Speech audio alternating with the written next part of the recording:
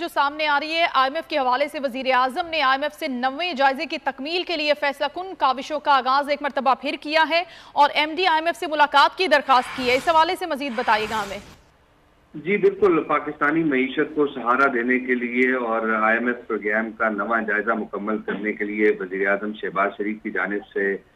آخری اور فیصلہ کن کوششوں کا آغاز کر دیا گیا ہے اور وزیر اعظم شہباز شریف کی جانب سے MD IMF سے ملاقات کی درخواست سامنے آئی ہے اور یہ ملاقات جو ہے وہ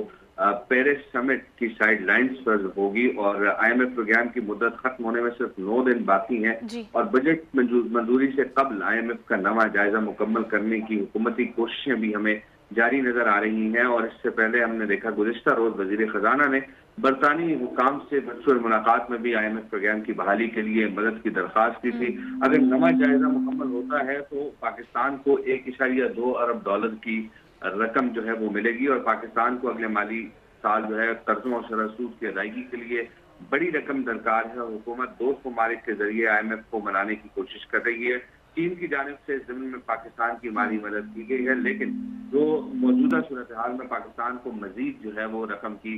ضرورت ہے۔ جی ٹھیک ہے، اگر IMF کی جانب سے نواں جائزہ مکمل ہو جاتا ہے تو $1.2 ارب کی رقم ملے گی۔ بہت شکریہ عمر حیات، آپ ہمیں اپڈیٹ کر رہے تھے۔ وزیر اعظم نے IMF سے 90ویں جائزہ کی تکمیل کے لیے اب فیصلہ کن کوششوں کا آغاز کیا ہے اور MD IMF سے ملاقات کی درخواست کی ہے۔ اور اب آپ کو لیے چلیں گے سندھ